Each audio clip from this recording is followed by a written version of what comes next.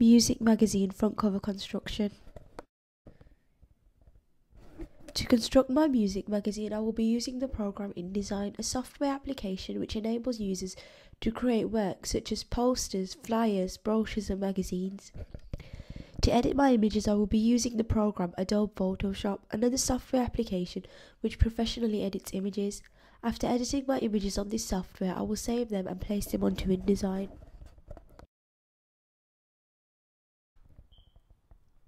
The layout of this wide magazine is the basic layout I would like my magazine to follow, as I feel it is very simple but still effective. Here is the background for my magazine. First I had to create it on Photoshop and then imported it onto InDesign. I have chosen a black background as I feel the typography will stand out and contrast well on top of it. Also, black is a colour that is associated with hip hop as it represents style, wealth and authority, significant elements within hip hop. In the top left hand corner I have decided to have a poster which will represent a freebie that will be present within my magazine. Freebies are an effective way of attracting the audience as they cause the audience to feel the excitement of receiving something new. This could as a result determine whether or not a magazine is bought. I firstly opened my picture on Photoshop where I edited it.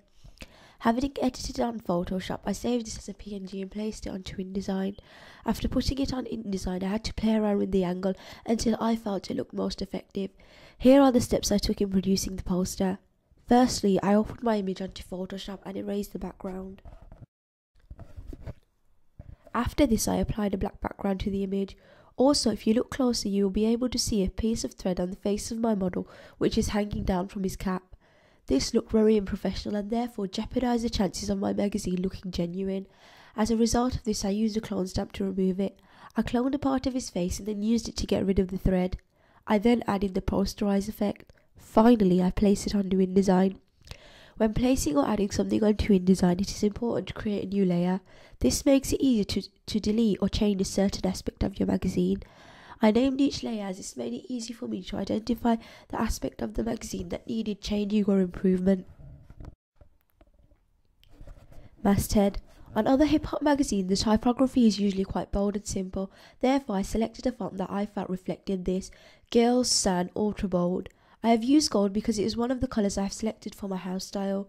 Also, gold is a colour that represents wealth and power. Therefore, by making the masthead gold, I believe it will cause my audience to feel like they are buying something that buys them into this. Having coloured my font gold, I applied the outer glow effect as I felt it caused the gold to stand out and made it more glossy. I did this within InDesign by left-clicking and then selecting the effects option. I created my masthead within InDesign as I have previously mentioned using the Girls San Ultra Bold font. After selecting the font, I manipulated it by increasing the height by stretching the font. I have created a box art creation within InDesign which I have decided to colour red. This is because red is a colour which is bright and will catch the audience's attention. On this box art, I added a text about the freebie. As I have mentioned before, freebies are an effective way of attracting the audience. I then coloured the font which explained the freebie white as it stood out well on the red. I have used the font Girls San Ultra Bold for the text referring to the freebie. Cover lines. I placed the cover lines in the left third of the magazine following the codes and conventions. This causes the magazine to stand out while on the shelves and allows the audience to see the featured articles which play a part in attracting them. The articles on the cover of the magazine are another convention which play a huge part in attracting the audience as they allow them to be aware of the content inside the magazine.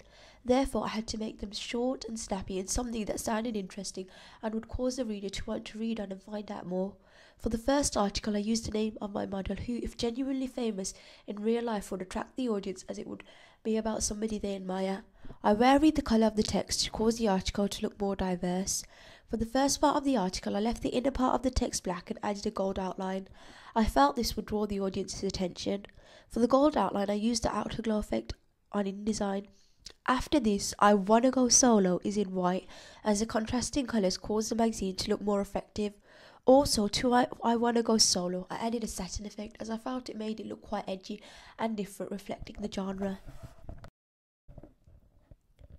For the rest of my cover lines, I vary the colours to enhance the appearance of my magazine, causing it to look eye-catching, which would attract the audience.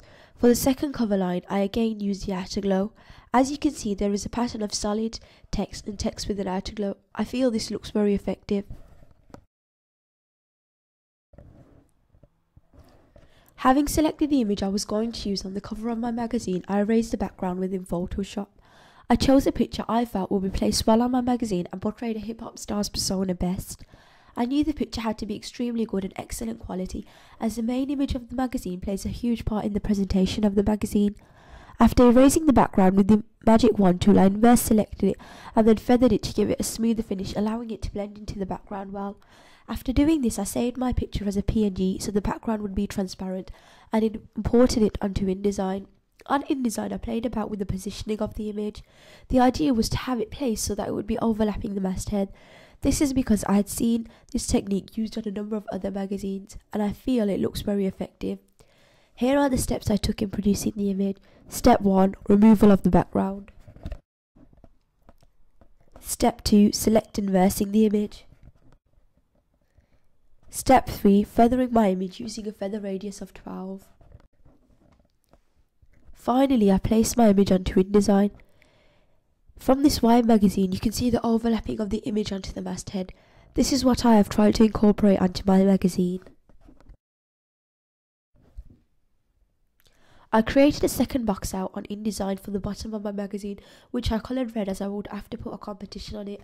I felt it contrasted well with the black, and having it red would again catch the reader's attention. I vary the colours of the word limited edition iPod, as I had it in black instead of white like the rest of the text. I did this as I felt it emphasised the importance of the prize, increasing its appeal to the audience. As you can see here, there is a blank space, therefore I have decided to place something here. I have covered this area by adding another cover line.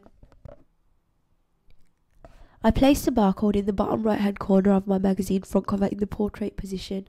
Barcodes allow the magazine to be easily identified. Above the barcode, I added the issue number, date and price, basic conventions which allow the audience to be aware of what they are buying. Adding these conventions was vital as they caused the magazine to look more professional and genuine.